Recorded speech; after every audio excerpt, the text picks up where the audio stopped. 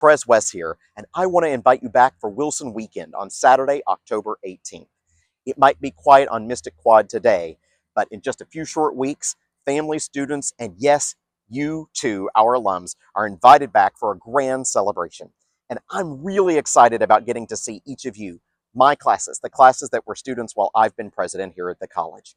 The day will feature many of your favorite festivities, including our athletic contests, events at the barn, the BBQ and Brew, which has always been a favorite for our students, and now for you, our young alums, a happy hour, including some drinks and a souvenir cup, and of course, a very special event, a drone show this year, where quite literally, the Phoenix will rise into the sky as we bring 300 drones to campus to celebrate the end of our We Rise campaign. And finally, that evening, we're going to have some line dancing.